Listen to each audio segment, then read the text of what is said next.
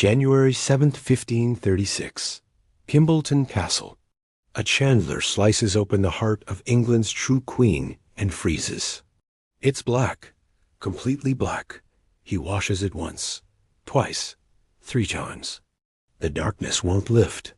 Then he cuts deeper and finds something that makes his hands shake.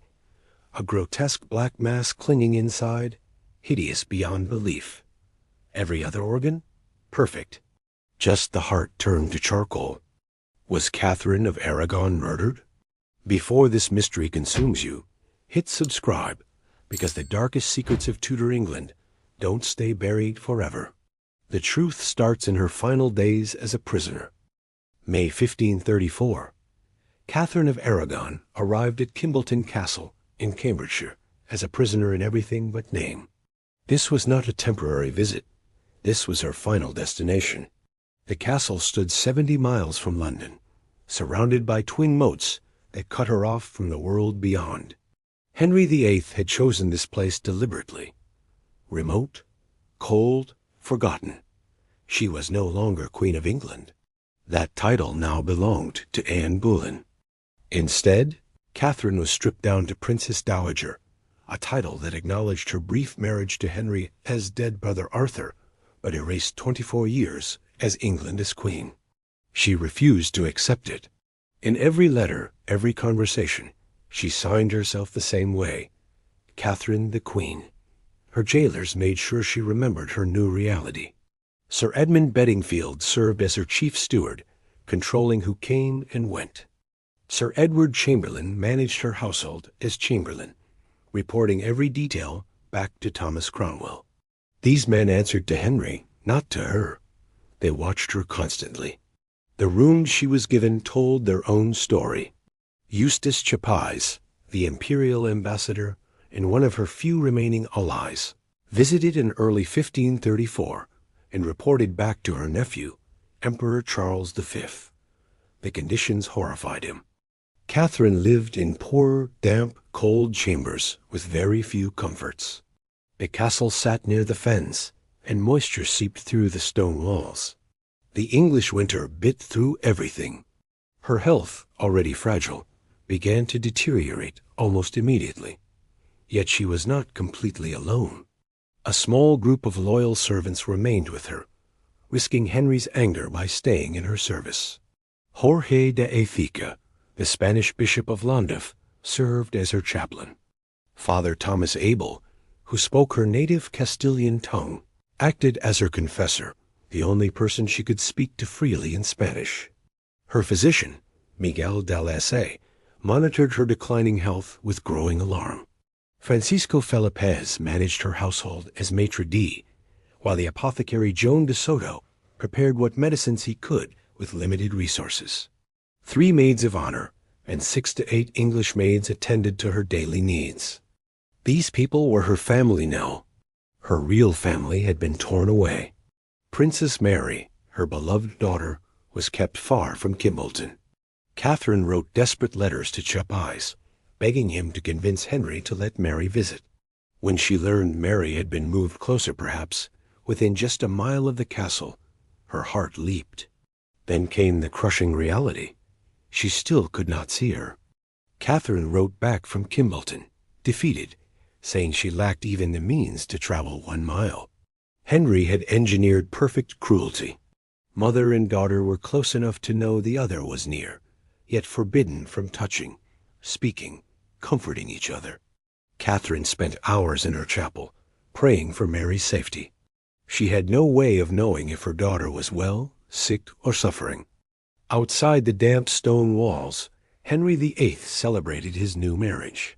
Inside, England's true queen slowly faded, isolated and abandoned, waiting for anything to change. For months, Catherine endured the damp chill of Kimbolton. Then, in autumn 1535, something shifted. Her health stabilized. The pains that had plagued her eased. Chapais wrote to Emperor Charles V on December 13th, with cautious optimism Catherine was recovering. Perhaps she would survive this imprisonment after all. 3 weeks later, everything changed. Early December brought a visitor with a gift. Welsh beer. Catherine drank it. Within hours, her body turned against her. The stomach pains returned with brutal intensity. Food became impossible to keep down. Sleep vanished, replaced by waves of agony that left her gasping in the darkness. This was different from her previous illnesses. This was sudden. This was vicious. Miguel de la Salle watched his patient collapse. For months he had managed to keep her stable, despite the terrible conditions, the lack of proper medicine, the emotional torment of separation from Princess Mary. But this? He had never seen Catherine deteriorate so rapidly. On December 29th, he sent an urgent message to Chapais in London. The words were blunt. Serious relapse. If you want to see her alive, come now. The timing haunted everyone who knew Catherine's story. This was not the first mysterious illness to strike someone close to her. Just months earlier, in spring 1535, Princess Mary had fallen desperately sick. She was 19 years old, healthy one day, dying the next. Henry VIII sent his own physician, Dr. Butts, to examine her alongside Miguel de la Salle. Both doctors examined Mary carefully. Both reached the same quiet, terrifying conclusion. This looked like deliberate poisoning. They never said it publicly. They couldn't. But Catherine knew. She had written frantic letters to Chapais, begging him to convince Henry to let her nurse Mary herself. A mother knows when her child is in danger. Mary survived. Barely. Now Catherine showed the same pattern: sudden onset, violent symptoms, no clear natural cause. Whispers spread through the small household at Kimbolton. The servants knew the truth. Everyone at court refused to speak aloud. Anne Boleyn wanted Catherine dead. She had said so, openly, and had demanded Catherine's execution, called for her head, insisted she was a threat to England's peace. When Henry refused, Anne had grown creative in her threats. She had once sent a chilling message to Bishop John Fisher, one of Catherine's most loyal supporters, warning him not to attend Parliament. Why? Because Fisher had mysteriously fallen ill in February 1531 after eating poisoned porridge. Anne wanted him to remember that sickness could return. Now Catherine lay in agony, and the household physician could not explain it. The symptoms were unlike ordinary poison: no bleeding, no convulsions, nothing that matched arsenic or nightshade. Yet Miguel de la Salle could not shake his suspicion. She had never been well, he said, since she drank that Welsh beer. The timing was too perfect, the collapse too sudden, the victim too convenient. Bedingfield and Chamberlain sent reports to Cromwell. The messages were careful, clinical, revealing nothing of their own thoughts. They simply recorded facts. The former queen was gravely ill. Her physician suspected something beyond natural disease. She refused additional doctors from London, saying she would commit herself only to the pleasure of God. Catherine herself said little about the Welsh beer. But in her private moments with Father Abel, speaking Castilian so no English spy could understand, she must have wondered, had Anne finally found a way? Had poison reached her even here, 70 miles from London, behind twin moats and stone walls? Or was her body simply giving up after years of heartbreak, isolation, and cruelty disguised as law? She would never know. But one thing was certain: time was running out, and Eustace Chapais was racing against it. December 31st, 1535. Sir Edmund Bedingfield sat at his desk in Kimbolton Castle and wrote the words he had been dreading. The letter to Thomas Cromwell was blunt. Considering her extreme weakness, Catherine of Aragon cannot long continue. The former queen was dying, and everyone in the household knew it. 70 miles south in London, Chapais received Miguel de la Salle's urgent message and moved immediately. On December 30th, he rushed to Greenwich Palace and requested an audience with Henry VIII. His words were careful, diplomatic, but the message was clear. Catherine was dying. He needed permission to see her one last time. Henry granted it. Perhaps he wanted witnesses to her natural death. Perhaps some small part of him remembered the 24 years she had stood beside him as his wife. Or perhaps he simply wanted to avoid angering Emperor Charles V any further. Whatever his reasons, Henry signed the pass. But when Chapais also requested that Princess Mary be allowed to visit her dying mother, Henry's face hardened. No, Mary would not see Catherine, not even now. The cruelty was deliberate. Mother and daughter would die separated, just as they had lived for years. Charles Brandon, Duke of Suffolk, signed Chapais's travel documents with cold efficiency. As he handed them over, Suffolk spoke words that revealed the court's true feelings. "When she is dead," he said, "there will be no barrier between my king and the emperor." Catherine's death would solve political problems. They were simply waiting for it to happen. Chapais left immediately, riding hard through the frozen January countryside. Meanwhile, at Kimbolton, Miguel de Lacy tried to save his patient. He knew she needed more help than he could provide alone. Henry had offered to send additional physicians from London experts who might diagnose what was destroying Catherine from within.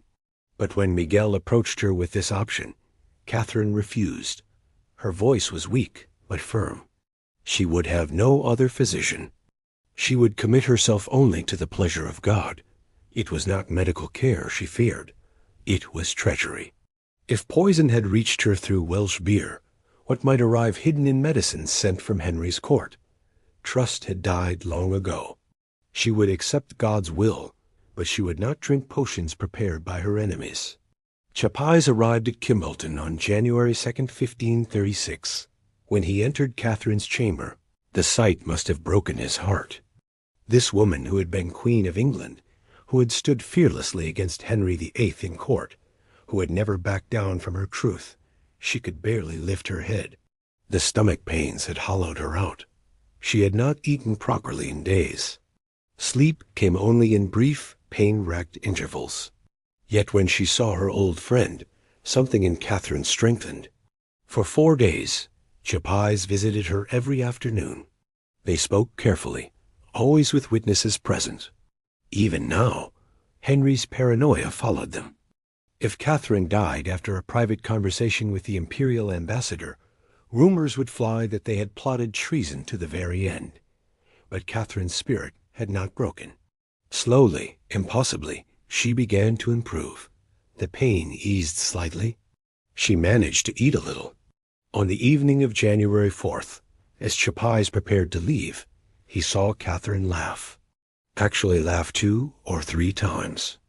After he departed her chamber, she asked for one of his servants to entertain her, someone who could make her smile. Chapais left on January 5th, believing perhaps she would recover after all. He had seen her at death's door before, yet she had always endured. He was wrong. The very day he left, another woman forced her way into Kimbolton Castle. Maria de Salinas had been Catherine's closest friend since childhood in Spain. They had crossed the sea together when Catherine first came to England as a teenage bride. For months, Maria had begged permission to visit the dying queen. Every request was denied. She came anyway. She pushed past the guards, ignored the orders, and entered Catherine's chambers. If Henry wanted to arrest her for it, so be it. Catherine's brief recovery had already faded. The pain was returning, darker than before. Maria de Salinas held her oldest friend through the final night. Catherine's breathing grew shallow. The pain that had consumed her for weeks seemed to finally ease, replaced by a heavy exhaustion. She knew what was coming. They both did. In the early hours of January 7th, Catherine asked for Mass to be said in her chamber. She could no longer walk to the chapel. Father Thomas Abel performed the service while Jorge de Écija, Bishop of Llandaff, stood beside her bed. A small group of loyal servants gathered in silence. After the Mass ended, Catherine received Holy Communion one last time. Then she dictated her final letter to Henry VIII. Her hand was too weak to write it herself. The words were simple, free of bitterness or accusation. She asked him to be a good father to their daughter Mary. She reminded him that she had always been his true wife. She forgave him. Then she signed it the way she had always signed everything. Catherine the Queen. The hours passed slowly. Maria never left her side. At 2 o'clock in the afternoon, Catherine of Aragon took her last breath. She died in Maria's arms, 50 years old, Queen of England in everything but name. 8 miles away, a messenger mounted his horse and rode south toward London. The news reached Greenwich Palace the following morning, January 8th. When Henry VIII heard that Catherine was dead, he reportedly cried out with relief, "God be praised that we are free from all suspicion of war." With Catherine gone, Emperor Charles V had lost his reason to invade England in her defense. The political nightmare was over. What happened next shocked even the hardened courtiers of Henry's court. Henry VIII dressed entirely in yellow from head to toe, with only a white feather in his cap breaking the bright color. Some would later claim yellow was a Spanish mourning color, that he honored Catherine in his own way. But his behavior suggested otherwise. He ordered a celebratory banquet. He paraded his infant daughter Elizabeth through the palace halls to mass, trumpets blaring, as if announcing a victory rather than mourning a death. Anne Boleyn also appeared in yellow. The chronicler Edward Hall specifically recorded that she wore the color for mourning, though whether it was genuine grief or theatrical relief, no one could say. Anne had openly called for Catherine's execution. She had wanted this woman dead for years. Now her greatest rival was gone. That night they held a ball at Greenwich Palace. While Catherine's body lay cooling at Kimbleton, soon to be opened by a chandler's knife, Henry and Anne danced. But fate was preparing its own dark response. Catherine was buried at Peterborough Abbey on January 29, 1536. The ceremony was quiet, unremarkable. She was laid to rest not as Queen of England, but as Dowager Princess of Wales, the title she had refused to accept in life, now forced upon her in death. A handful of mourners attended. Princess Mary was not permitted to be among them. That same day, at Greenwich Palace, Anne Boleyn began to bleed. The pregnancy she had been carrying her chance to give Henry the son he desperately wanted ended in miscarriage. The baby was male, 3.5 months developed.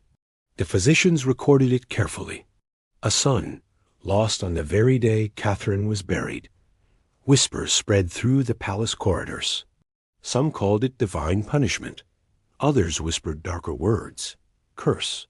Had Catherine's spirit reached from beyond death to strike down Anne's child?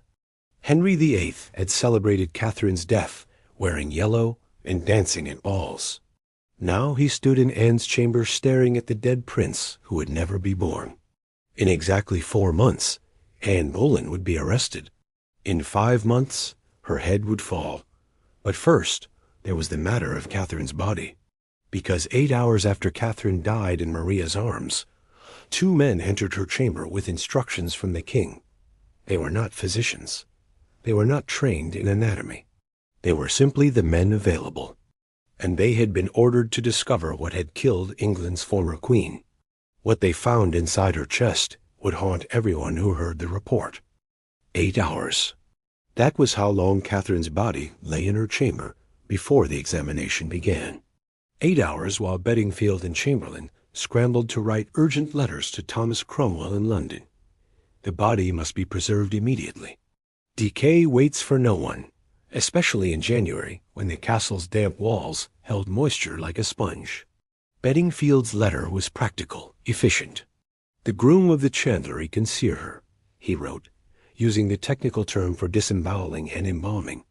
We will send for a plumber to close the body and lead. It must be done quickly. Standard procedure for a royal death. Nothing unusual in the request itself, except for one detail buried in later reports. The king had ordered an inspection. Henry VIII wanted to know what killed Catherine of Aragon. Perhaps it was simply royal protocol examining the body of someone who had once been queen. Perhaps Henry wanted proof she died naturally, evidence he could show Emperor Charles V to deflect accusations.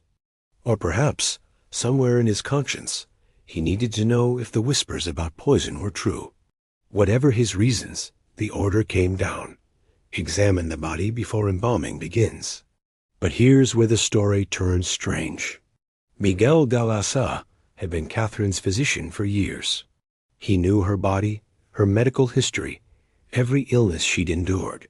He had suspected poison from the moment she collapsed after drinking that Welsh beer. If anyone could identify what killed her, it was him. Yet when the examination began, Miguel de la Salle was not permitted in the room. Father Thomas Abel had heard Catherine's final confession, witnessed her last moments. As her confessor and one of the few who spoke Castilian, he had been closer to Catherine than almost anyone at Kimbleton. He too was excluded. Instead, the task fell to two men with no medical training whatsoever. The groom of the chandlery, a candle maker by trade, would perform the examination. His job was to make candles for the household, not to understand anatomy or diagnose disease. Yet royal households routinely used their chandlers for embalming work. It was practical. They knew how to preserve organic materials, how to work with wax and preparation fluids. They had steady hands and strong stomachs. A second servant assisted him. His name is lost to history. We only know he was there, watching, helping open England's former queen.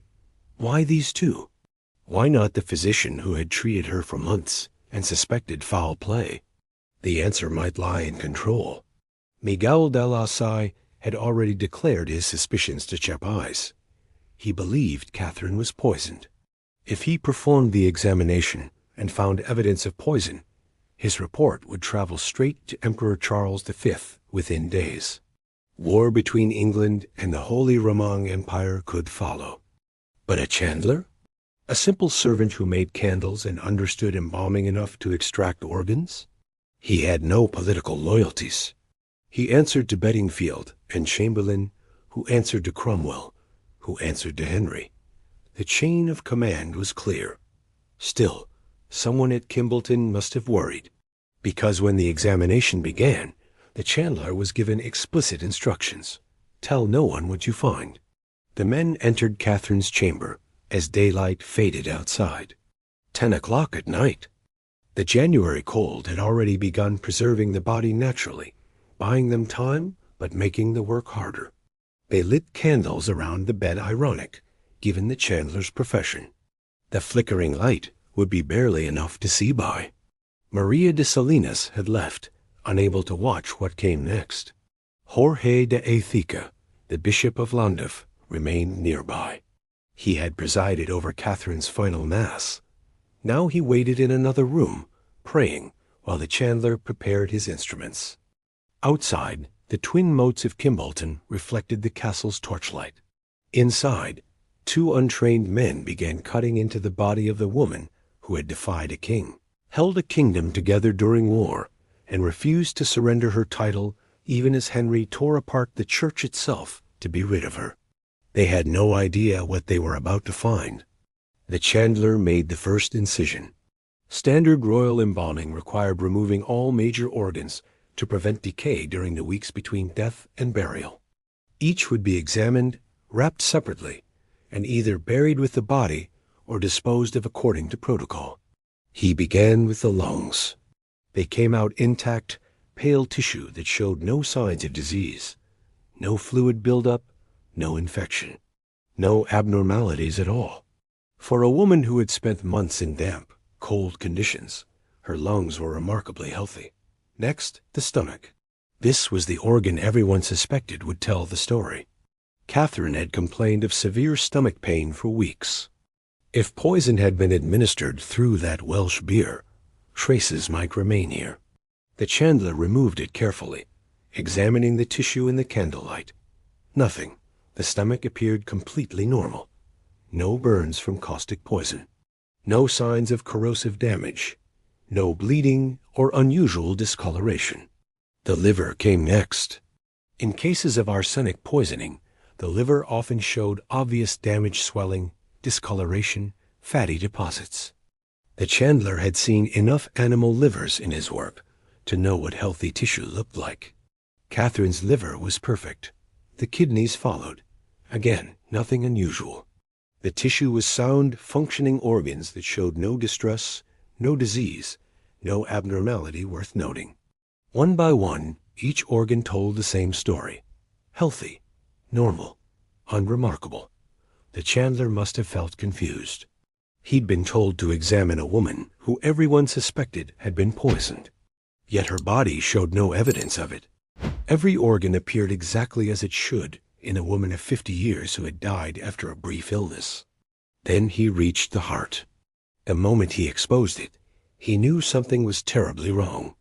The heart should have been reddish-brown, perhaps paler than normal due to blood loss after death, but recognizable as heart tissue. This wasn't that. Catherine's heart was black. Not dark red. Not discolored. Black. The Chandler stared at it.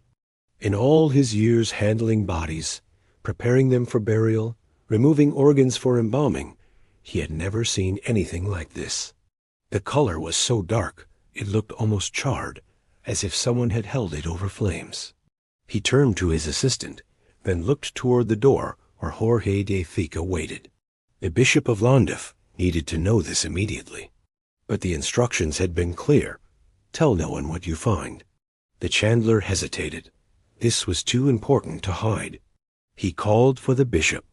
When Jorge de Fica entered and saw the blackened heart, his face must have gone pale.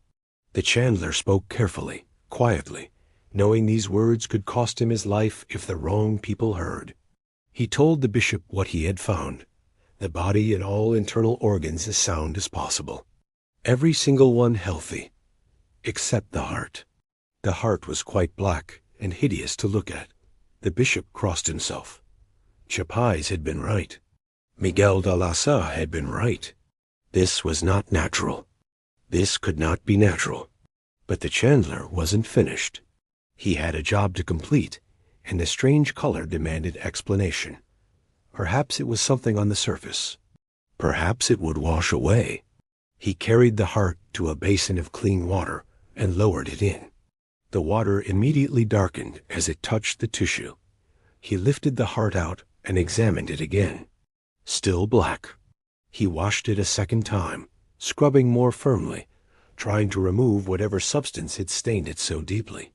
The blackness remained, refusing to lift. The Chandler stared at the blackened heart in his hands, water dripping from the tissue. 2 washings had done nothing. The color remained as dark as before, embedded deep within the flesh itself. This was not dirt. This was not some external stain.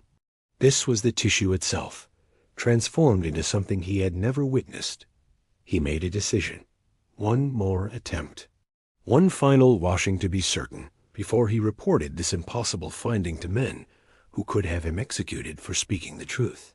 He placed the heart back into fresh water, this time working more carefully. He ran his fingers across the surface, feeling for anything unusual lumps, irregularities, areas where poison might have pooled and crystallized. The texture was strange, yes, but it was the color that dominated everything. That deep, unnatural blackness. 3rd washing complete, he lifted it from the basin. Still black. The water itself had turned dark each time, as if the heart was bleeding color into it, yet the organ remained stubbornly, impossibly black. Whatever had caused this discoloration was not on the surface. It went deeper. The Chandler looked at his assistant, then at Bishop Jorge de Fica, who stood watching in horrified silence. There was only one way to know for certain what they were dealing with. He picked up his knife. The blade entered the heart cleanly, cutting through the center. He pulled the 2 halves apart, exposing the internal chambers and muscle tissue that should have been lighter in color, protected from whatever had darkened the exterior. Both men leaned forward to look. The interior was the same black color. The same hideous darkness that covered the outside ran through every layer of tissue. From the outer wall to the deepest chambers, Catherine's heart was uniformly, completely black. The Chandler's hands trembled slightly. He had opened dozens of bodies in his career. He had seen disease, decay, injury, and age. He had never seen anything remotely like this. A heart that was black inside and out, that refused to wash clean, that showed discoloration through every fiber of its being. He set down both halves of the heart and examined them more carefully under the candlelight. The cut surfaces revealed the heart's structure, the chambers where blood should have flowed, the thick muscle walls that should have pumped life through Catherine's body for decades more. Then he noticed something else. Attached to the exterior of the heart, clinging to the outside like some parasitic growth, was a round black object. Not tissue exactly, not a blood clot. Something else. Something foreign and terrible. He tried to remove it. The thing clung stubbornly to the heart muscle, adhered so tightly it seemed to have grown into the tissue itself. He washed the heart again, specifically targeting this strange growth. It wouldn't come off. The chandler stepped back from the table. His assistant crossed himself. Bishop de Éthique stood frozen, staring at the divided heart with its uniform blackness and its unexplained growth. In that moment, everyone in the room knew they were looking at something beyond their understanding. The body had been perfect, every organ healthy, every tissue sound. Only the heart showed this monstrous transformation. Only the heart carried this black mass that refused all attempts to remove it. The bishop spoke first, his voice barely above a whisper. This would cost the chandler his life if the wrong people heard. The king's men had ordered secrecy, but this was too important to hide. Catherine of Aragon, who had been Queen of England for 24 years, who had been stripped of everything and imprisoned until her death. Her heart was black as coal, and no one could explain why. The chandler nodded. He understood the risk. But Miguel de la Salle needed to know. Chapais needed to know. The emperor needed to know. This was not a natural death. Or if it was a death so strange, so grotesque, that it defied everything they knew about how bodies failed and died. The chandler carefully wrapped both halves of the heart together, preserving them. The evidence was undeniable. Whatever killed Catherine of Aragon had targeted her heart specifically, turning it black while leaving every other organ untouched. The question was no longer whether she had been murdered. The question was how. The report left Kimbolton within hours. Jorge de Éthique, Bishop of Llandaff, could not stay silent. He spoke to Catherine's remaining household staff, describing what the chandler had discovered. The word spread like wildfire through the small group of loyal servants who had stayed with their queen until the end. Miguel de la Salle heard the details and felt vindication mixed with horror. He had told Chapais weeks ago that he feared poison. He had said Catherine worsened after drinking that Welsh beer. He had suspected a slow and subtle poison, something he could not identify through normal symptoms. Now the chandler's report confirmed his worst fears. Every organ healthy except the heart. A heart turned completely black with a strange growth that would not wash away or detach. To Miguel, this was not a medical mystery. This was murder. Francisco Felipez, Catherine's maitre d', listened to the report with growing rage. For months he had tasted Catherine's food before she ate, trying to protect her from poison. Every meal, every drink, he had sampled first. Yet somehow it had reached her anyway. That Welsh beer. Who had brought it? Who had handed it to the queen, knowing what it contained? The servants began putting together everything they knew. Catherine had been recovering in autumn. Chapais himself had written that she was well. Then came December and that cursed drink. Within hours she collapsed. The timing was too perfect. The symptoms too sudden. And now her heart, only her heart, showed this grotesque transformation. Word reached London before Catherine was even buried. Eustace Chapais, still processing his own grief from watching Catherine die, received detailed letters from Kimbolton describing the examination. On January 21st, 1536, he sat down to write one of the most important letters of his career. His words to Emperor Charles V were careful but clear. The body had been opened. The examination revealed organs in perfect health, all except the heart, which was quite black and hideous to behold. Chapais did not mince words about his conclusion. He suspected poison had come from Italy. He would write more details shortly, but the evidence seemed undeniable to him. Charles V, Catherine's nephew and the most powerful man in Europe, read Chapais's letter with cold fury. His aunt had been Queen of England. Henry VIII had humiliated her, divorced her illegally, imprisoned her, and now, if Chapais was right, murdered her. The political implications were staggering. This was not just a death. This was regicide disguised as natural causes. But Chapais faced a problem. He had no proof of who administered the poison or where it came from. He could not accuse Henry directly. Without risking war, he was unprepared to fight. Anne Boleyn was the obvious suspect. She had called for Catherine's execution publicly, had threatened others who opposed her, had motive and opportunity. Yet proving Anne ordered poison into that Welsh beer was impossible. The story spread beyond diplomatic letters. Catherine's supporters throughout England and across Europe heard whispers of the Black Heart. The detail was too specific, too grotesque to be fabricated. People who had never believed Anne Boleyn should be queen now had their darkest suspicions confirmed. The concubine, as Chapais always called her, had finally murdered the true queen. In Spain, Catherine's homeland mourned.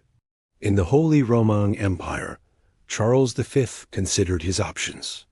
In Rome, the Pope heard the reports and shook his head. Henry VIII had torn the church apart to marry Anne Boleyn. Now his first wife lay dead with a blackened heart, and all of Europe believed Anne had poisoned her. The irony was not lost on anyone. Henry had spent years claiming he needed to divorce Catherine because their marriage was cursed by God.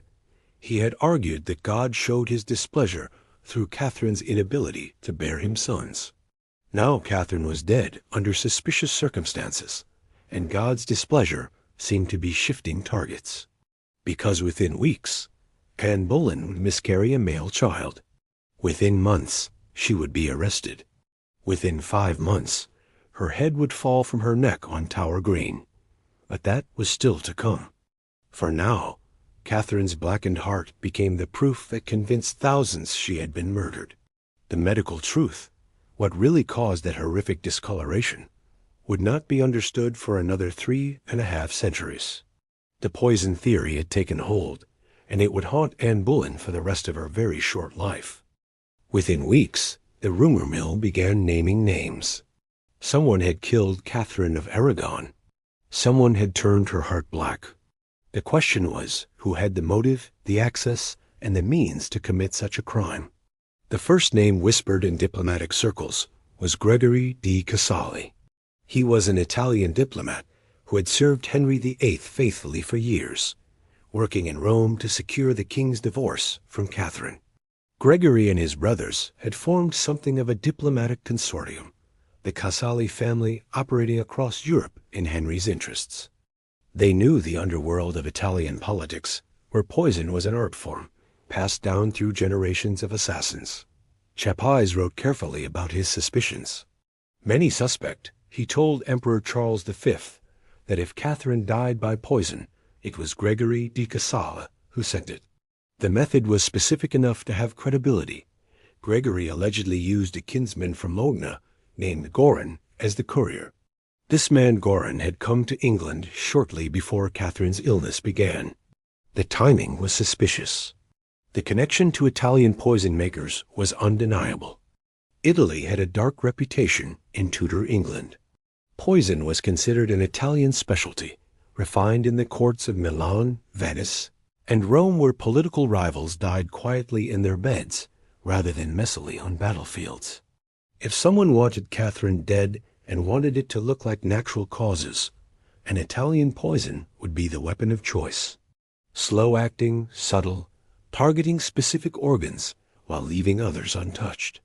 But Gregory di Casale posed a problem for this theory. Why would he kill Catherine? He had worked for Henry, yes, but his job was securing the divorce, through legal channels, not murder. If Henry had wanted Catherine dead earlier, Gregory could have arranged it years ago when she still lived closer to London, easier to reach. Why wait until she was isolated at Kimbleton? The more obvious suspect stood right beside Henry VIII, wearing yellow on the day Catherine died. Anne Boleyn had called for Catherine's execution, openly and repeatedly. She had told Henry to his face that Catherine should be put to death for refusing to acknowledge their marriage as invalid. When Henry hesitated, Anne had grown more creative in her threats. She had once warned Bishop John Fisher, one of Catherine's most loyal defenders, not to attend Parliament. Her meaning was clear.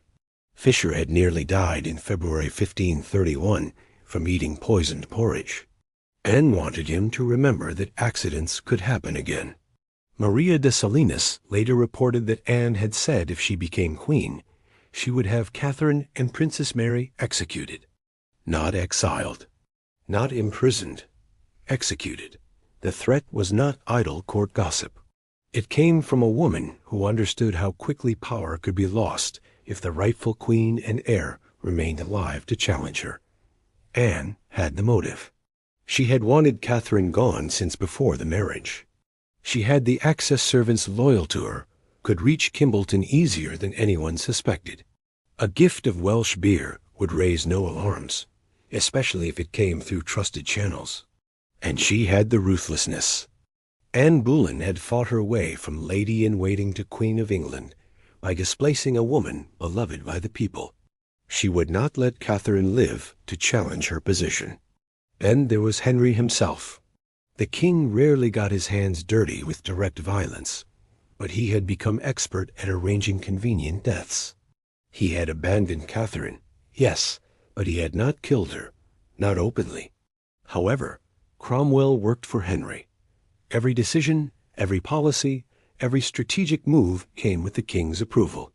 If Cromwell had wanted Catherine dead, it was because Henry wanted her dead. And Henry had motivation beyond politics. With Catherine alive, his marriage to Anne would always be questioned. Half of Europe still recognized Catherine as the true queen. Her death solved that problem permanently. The timing was too convenient. Catherine dies. Henry celebrates, and suddenly his position is legally cleaner. No rival queen. No alternative claim. Just Anne and whatever children she might bear. The Welsh beer itself became central to the mystery. Who had brought it to Kimbleton? Who had handed it to Catherine? The household records didn't specify. It was described simply as a gift, Welsh beer from somewhere outside the castle. Catherine had drunk it without suspicion, perhaps thinking it came from a loyal supporter trying to bring her small comfort. That trust had killed her.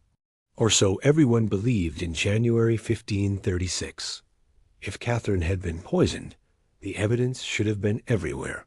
Tudor England knew poison intimately. It was a weapon of choice for those who wanted their enemies to die quietly, without the messy politics of public execution. The symptoms were well documented because poison was disturbingly common. Arsenic was perhaps the most popular choice among assassins.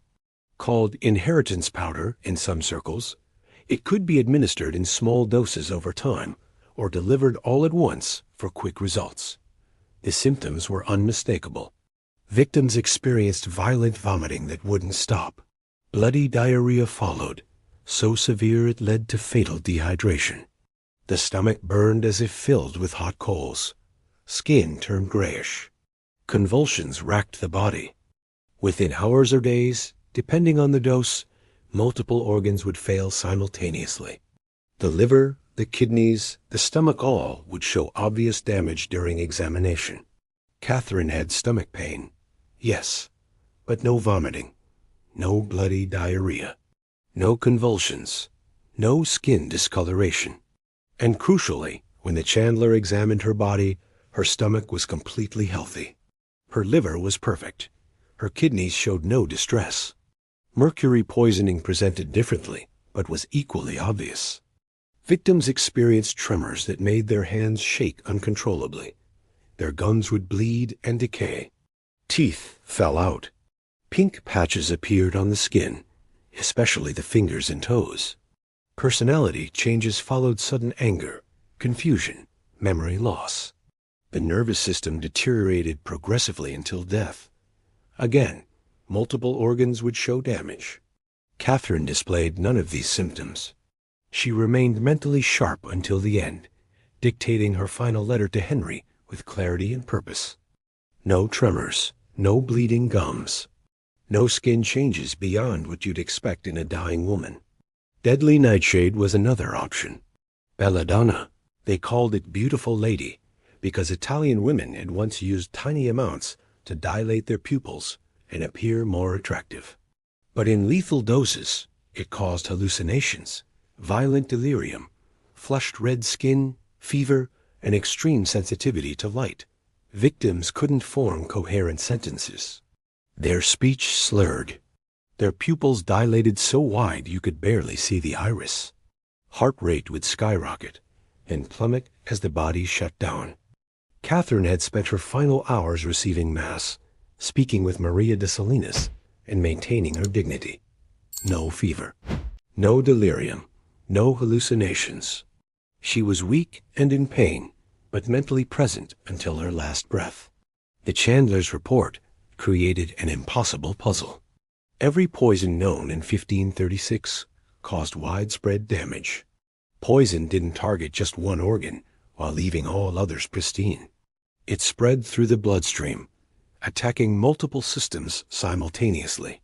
Yet Catherine's body showed the opposite pattern-perfect organs everywhere except the heart. Still, Miguel de la Salle and Chapais held firm to their poison theory. They had reasons beyond the medical evidence. The timing remained suspicious. Catherine had been recovering, actually improving, until that Welsh beer arrived. The sudden relapse came too quickly, too conveniently, and they knew something modern investigators couldn't appreciate. The political climate was murderous. They had watched Bishop Fisher nearly die from poisoned porridge 5 years earlier. They had seen Princess Mary fall mysteriously ill just months before Catherine's own sickness. They knew Anne Boleyn had called for executions. They understood that in Henry's court, people who became inconvenient had a way of dying at convenient moments. The Black Heart became their proof because it was undeniably abnormal. Something had turned Catherine's heart into that grotesque, cold, dark mass. If not poison, then what? In an age before microscopes, before understanding of cancer, before knowledge of cellular disease, poison was the only explanation that made sense. They were wrong, but they were reasonably wrong given what they knew. The truth would require medical knowledge that wouldn't exist for another 3 centuries. Miguel de la Salle and Chapais weren't paranoid. They had watched this pattern before, and it had nearly destroyed Catherine's daughter. Spring 1535. Princess Mary was 19 years old, forced to live in her half-sister Elizabeth's household under the control of Lady Anne Shelton Anne Boleyn's own aunt. Mary was no longer allowed to call herself princess. That title belonged to Elizabeth now. Mary was simply the Lady Mary, a former princess reduced to serving as lady-in-waiting to a baby. Then she fell suddenly, desperately ill. Headaches pounded through her skull. Her stomach twisted with pain so severe she couldn't eat. She lay prostrate in her chambers, while Lady Shelton panicked, terrified of being blamed if the king's daughter died under her watch. Lady Shelton called an unfamiliar apothecary, not Mary's usual physician. This stranger prescribed pills. Mary's condition immediately worsened. Whether it was an allergic reaction or deliberate poisoning, no one could say. But Catherine heard the news and was frantic with fear. She wrote to Chapais begging him to convince Henry to let her nurse Mary herself. A mother's instinct told her something was terribly wrong. Chapais pushed Thomas Cromwell, who finally convinced Henry to send Dr. William Butts, the king's own physician, to examine Mary. When Butts arrived, he found a young woman under crushing psychological pressure, physically deteriorating in a hostile environment. But he also found something that made him deeply uneasy. He consulted with Miguel de la Salle, Catherine's physician, who knew the family's medical history. Both doctors reached the same quiet, terrible conclusion. They suspected poison. They couldn't prove it. They didn't say it openly. But they both believed someone had tried to kill Princess Mary. Dr. Butts was careful. He told Lady Shelton she risked being accused of poisoning Mary, a warning that terrified Shelton into treating Mary more carefully. He advised Henry that Mary needed better living conditions and careful treatment. Slowly, Mary recovered, but Catherine never forgot. Her daughter had nearly died under Anne Boleyn's aunt's care. Now, months later, Catherine herself showed similar symptoms: sudden illness, stomach pain, rapid deterioration. The connection was impossible to ignore. This wasn't the first time someone close to Catherine had been poisoned either. 4 years earlier, in February 1531, Bishop John Fisher sat down to dinner at his palace in Lambeth.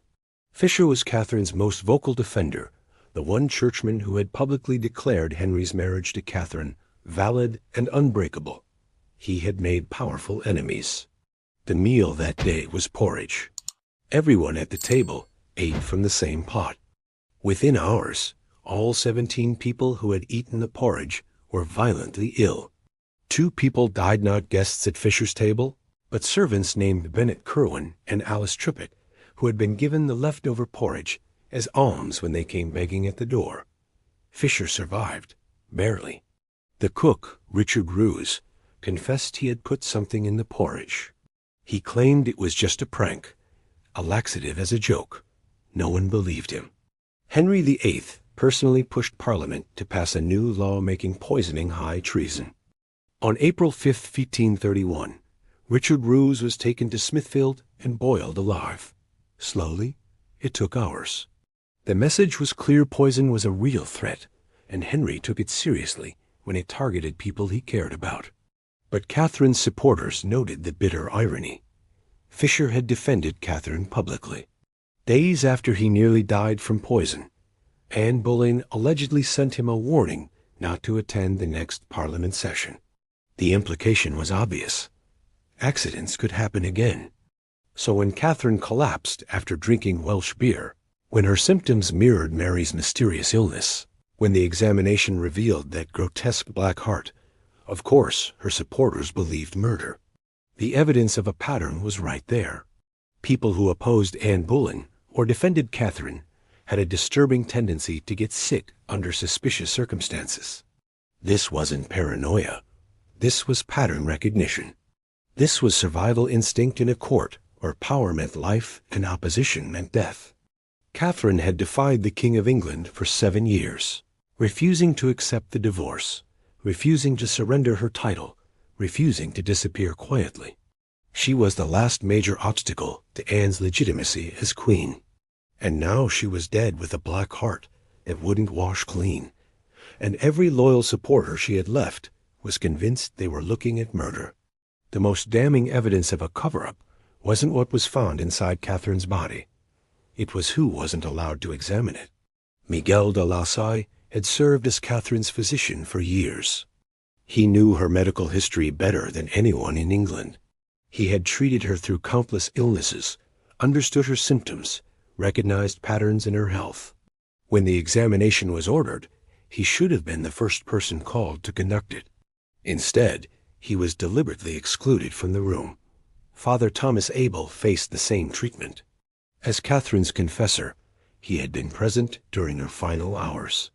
He had heard her last confession, witnessed her death, stayed by her side through everything. He spoke Castilian fluently, and was one of the few people Catherine trusted completely. Yet when the chandler began cutting, Abel was kept out. The decision made no medical sense. It made perfect political sense. Both men had already declared their suspicions to Chapais. Both believed Catherine had been poisoned. If they conducted the examination and found evidence supporting their theory, their report would travel to Emperor Charles V within days. Charles was already furious about Catherine's treatment. Proof of murder would demand a military response. Henry would face invasion from the most powerful army in Europe. So instead, 2 untrained servants, performed the examination under the supervision of Bedingfield and Chamberlain men who reported directly to Cromwell, who reported directly to Henry. The chain of command ensured the report could be controlled before it reached anyone dangerous.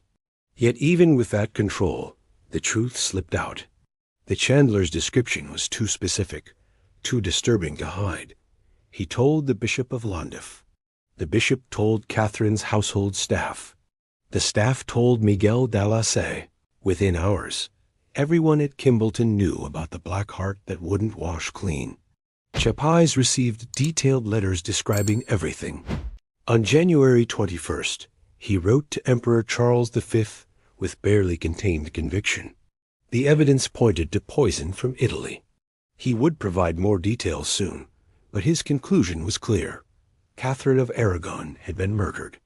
The story spread like wildfire across Europe.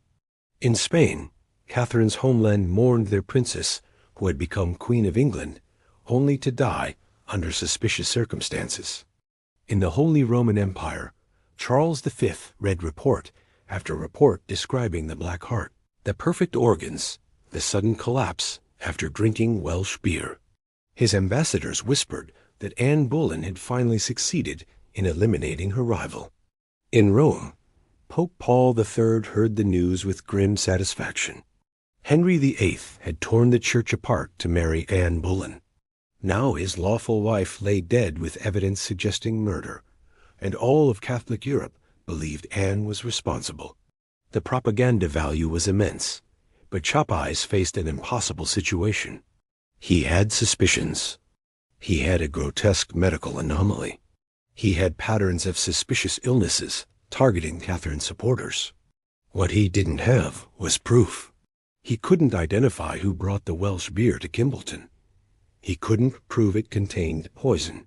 He couldn't connect Anne Boleyn or Gregory de Casale or anyone else directly to the act. The Chandler's report showed an abnormality, yes, but it didn't specify what poison was used or how it was administered. Henry controlled the narrative in England. His officials had supervised the examination. His men held the body. His government would write the official cause of death. Catherine died of natural causes, the records would say. No murder, no investigation, no justice. Chapais could write letters to Charles V. He could spread the story across Europe. He could ensure that Catherine's supporters knew the truth. But he couldn't prove it in a way that would stand up to Henry's denials. The poison theory became accepted truth among Catherine's allies and rejected as malicious gossip by Henry's supporters. The divide followed political lines perfectly. If you supported Catherine, you believed she was murdered. If you supported Henry and Anne, you believed she died naturally. The real truth would remain hidden for 3.5 centuries, waiting for medical science to advance far enough to identify what actually turned Catherine as heart black as coal. For 349 years, the poison theory endured. Catherine of Aragon died with a black heart, and everyone from imperial ambassadors to Spanish historians believed she had been murdered. The story became part of Tudor legend, the true queen poisoned by her rival while the king celebrated in yellow. Then, in 1885, a physician named Sir Norman Moore decided to examine the historical evidence with fresh eyes. Moore was no amateur. He served as demonstrator of morbid anatomy at St. Bartholomew's Hospital in London, one of the most prestigious medical positions in England. His job was teaching doctors how to identify disease through post-mortem examination. He had dissected hundreds of bodies, catalogued thousands of abnormalities, and understood pathology in ways the Tudor Chandler never could. When Moore read the 16th century reports describing Catherine's death, one detail stopped him cold. The Chandler had written that all organs were perfectly healthy except the heart, which was quite black and hideous to look at. Attached to the heart was a strange black body that would not wash away. Moore recognized that description immediately. He had seen it before, not in historical documents, but on his dissection table. He sat down and wrote an analysis for the Athenaeum, a respected intellectual journal. His conclusion was revolutionary and conclusive. Catherine of Aragon had not been poisoned. She had died of melanotic sarcoma, what we now call melanoma. Melanoma is a cancer so dark it turns tissue black as charcoal. The pigment melanin, which normally gives color to skin and hair, becomes concentrated in cancerous cells until the tumor appears almost black. When melanoma spreads metastasizes, it travels through the bloodstream to other organs, and its favorite destination is the heart. Moore explained that the strange black body that Chandler described was not poison residue. It was a tumor. A secondary tumor, meaning the primary cancer had started somewhere else in Catherine's body, likely her stomach or reproductive organs, which would explain her severe abdominal pain. The Chandler had missed the primary growth entirely, focusing only on the organs he was trained to remove for embalming. But when melanoma reaches the heart, it creates exactly what the Chandler described. Black deposits spread throughout the heart muscle. The tissue darkens uniformly, from the outer walls to the inner chambers. Washing does nothing because the blackness is cellular, embedded in the tissue itself. No amount of water can remove it. The diagnosis explained everything that had confused people for centuries. Why was only the heart affected while other organs remained healthy? Because melanoma metastasizes selectively, often targeting the heart first. Why did the blackness not wash away? Because it was melanin deposits in cancerous cells, not an external stain. Why was there a strange black mass attached to the heart? Because that was the tumor itself, a melanoma growth that had spread to Catherine's heart and killed her. Moore's analysis was groundbreaking. He had solved a 3-100- and -40-9-year-old mystery using medical knowledge that simply hadn't existed in 1536. Chandler had described exactly what he saw with remarkable accuracy. He just didn't have the scientific framework to understand what he was looking at. Medical historians took notice. Moore's explanation made perfect sense. The symptoms matched. The physical findings matched. The pattern of organ involvement matched. Catherine of Aragon had not been murdered by Anne Boleyn's poison. She had been killed by cancer, a disease that would be properly understood for another 3 centuries after her death. But Moore's 1885 analysis was just the beginning. Other medical experts would examine the case over the next century, refining the diagnosis and adding supporting evidence that made the cancer theory virtually certain. Modern medicine has a specific term for what Catherine suffered: the charcoal heart. It's a grimly poetic description for what happens when melanoma invades heart tissue. The organ literally turns black with tumor deposits, transforming healthy red-brown muscle into something that looks burned beyond recognition. Medical research has since revealed just how common this pattern is. When melanoma metastasizes, spreads beyond its original location, it reaches the heart in 64% of cases. That's higher than any other cancer. The heart's rich blood supply makes it a prime target. Melanoma cells travel through the bloodstream and lodge in the heart muscle, multiplying rapidly, creating black nodules that can eventually replace large sections of the myocardium. The process is insidious. A person might have a small melanoma on their skin or internal organs that goes unnoticed. It metastasizes silently. By the time symptoms appear, chest pain, shortness of breath, weakness, the cancer has already colonized the heart. In Catherine's case, the primary melanoma likely started in her stomach or reproductive organs, which would explain the severe abdominal pain that dominated her final months. 77 years after Moore's groundbreaking analysis, another medical expert examined the case. Sir Arthur Salisbury McNulty was a distinguished physician and medical historian. In 1962, he published a detailed study in the Nursing Mirror, a respected medical journal. McNulty reviewed all the historical documents, examined the Chandler's report with modern medical knowledge, and reached the same conclusion Moore had: melanotic sarcoma. His analysis added weight to Moore's diagnosis. 2 independent medical experts, separated by nearly 8 decades, examining the same historical evidence and arriving at identical conclusions. The probability that both were wrong approached zero. And came the historians. J. Scarisbrick, one of the 20th century's most respected Tudor scholars, wrote what many consider the definitive biography of Henry VIII. When addressing Catherine's death, Scarisbrick didn't hedge or equivocate. He examined the medical analyses, studied the original reports, and declared the Chandler's description conclusive evidence that she died of cancer. The black round body and the blackened heart, Scarisbrick wrote, exactly fits the description of melanotic sarcoma. Not approximately. Not possibly. Exactly. Other Tudor historians followed. The consensus shifted from poison to cancer as the medical evidence became overwhelming. The Chandler's report was simply too specific, too detailed, too consistent with melanoma to be anything else. The diagnosis explained mysteries that the poison theory never could. Why did Catherine's symptoms not match any known poison? Because they weren't poison symptoms, they were cancer symptoms. Why was only her heart affected while all other organs remained healthy?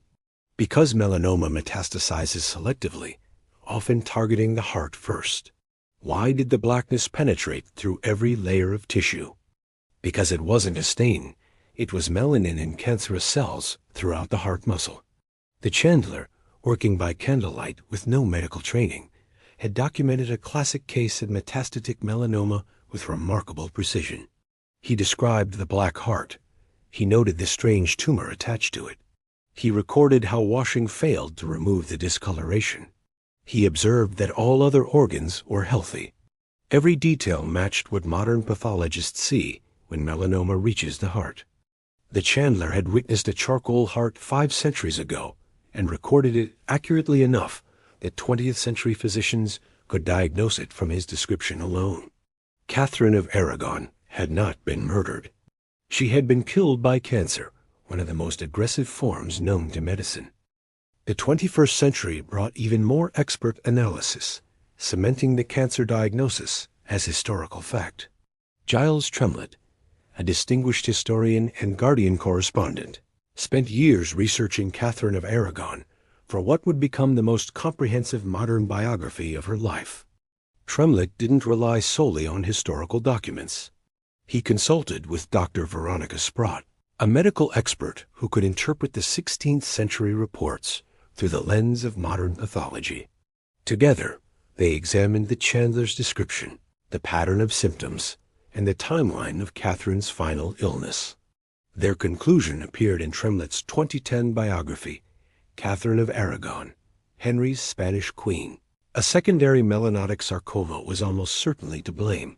Tremlett wrote, not possibly, not probably, almost certainly. The evidence was that strong.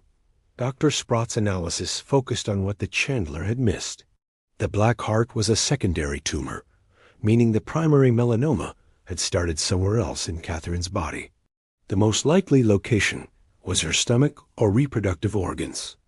The severe abdominal pain Catherine experienced for months before her death pointed directly to a primary tumor in that region. The Chandler, focused on removing organs for embalming, had likely cut right past the primary growth without recognizing it as abnormal.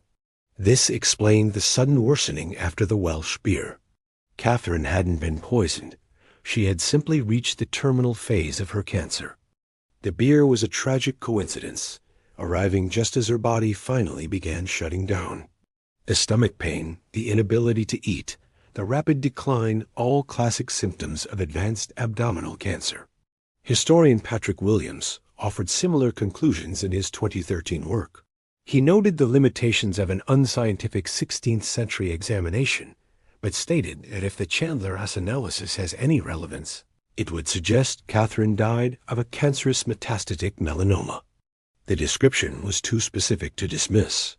However, not every expert agreed on melanoma as the sole explanation. Historian David Loades proposed an alternative theory, coronary thrombosis, what we now call a heart attack. Catherine had suffered multiple lapses in her health during her final months. Loads suggested these could have been serial heart attacks, each one weakening her heart until the final fatal attack struck on January 7th. A blood clot blocking the coronary arteries could cause tissue death, and dead heart tissue can darken. The blackening might not have been melanoma at all, but necrotic tissue from repeated cardiac events.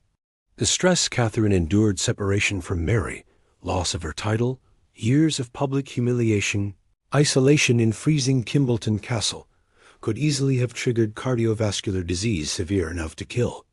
Both theories had merit. Both explained the black heart. Both fit the symptoms.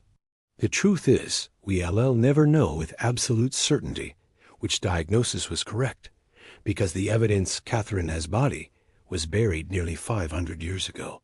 But what virtually every modern expert agrees on is this: Catherine of Aragon was not murdered. She died of natural causes, whether melanoma or heart disease. The poison theory that dominated for 3 centuries was wrong. Yet even knowing the medical truth, historians acknowledge a deeper, darker truth that Chapais and Miguel de la Salle understood in 1536. Catherine's heart may have failed from cancer or coronary disease, but Henry VIII created the conditions that destroyed her. The medical evidence cleared Anne Boleyn of murder. Catherine of Aragon died of cancer or heart disease, not poison. But Henry VIII killed her nonetheless. Modern medicine recognizes something called Takotsubo cardiomyopathy broken heart syndrome. It's real. Severe emotional stress releases hormones that can literally stun the heart, causing symptoms identical to a heart attack. The Japanese doctors who first identified it named it after a pot used to trap octopuses, because the heart temporarily changes shape under extreme stress, ballooning at the bottom. Chronic stress does even more damage. It suppresses the immune system, allowing cancer to grow unchecked. It weakens the cardiovascular system, making heart attacks more likely. It accelerates disease progression. Whether Catherine died of melanoma or coronary thrombosis, the stress of her final years made her death come faster and harder. Consider what Catherine endured. She was separated from Princess Mary for years, forbidden even to write letters. She watched her daughter declared a bastard, stripped of her title, forced to serve as a lady-in-waiting to the baby who had replaced her. Catherine lived in constant fear for Mary's life, knowing her daughter had already been poisoned once and might be targeted again. She was publicly humiliated. The marriage she fought to defend was declared invalid by Henry's new church. Her title as queen was erased. She was moved to increasingly remote, uncomfortable locations, each one colder and damper than the last. Kimbleton Castle was basically a prison, surrounded by twin moats, guarded by men who reported her every word to Thomas Cromwell. She was denied basic comforts. Her funds were cut. Her household was reduced. She couldn't afford proper medicine, or even to travel 1 mile to see her daughter when Mary was nearby. She lived in damp rooms that destroyed her health, while Henry celebrated his new marriage and paraded his new daughter through court. The psychological torture was systematic and deliberate. Henry wanted Catherine to give up, to acknowledge Anne as the true queen, to validate his divorce.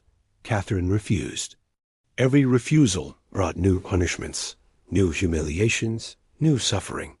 Historian Antonia Fraser wrote that it was fanciful to say Catherine died of a broken heart in the literal sense. But then Fraser added something haunting. Nevertheless, one notes that when Queen Catherine died, it was her heart that was most visibly affected, and that seems symbolic at least. The heart. Of all the organs in Catherine's body, only her heart turned black. The cruelest irony is this: Catherine died believing she had been poisoned. She spent her final days in pain, convinced that her enemies had finally succeeded. She never knew the truth. She never understood that her black heart was her body betraying her, not Henry's assassins. She died afraid, suspicious, certain that Anne Boleyn had won through murder rather than law. Perhaps that final fear was Henry's last cruelty. He had taken everything else from her: her husband, her daughter, her title, her dignity. In the end, even her death wasn't her own. It belonged to poison rumors and political conspiracy, reducing her final moments to paranoia and suspicion. Henry would have preferred poison, perhaps. At least then he would have controlled even her death. But Catherine remained beyond his reach to the very end. She died on her own terms, refusing to surrender her truth, her title, or her faith. She signed her final letter Catherine the Queen. Her heart turned black, but it never broke. And 5 centuries later, we remember her not as Henry's discarded wife, but as the queen who never surrendered.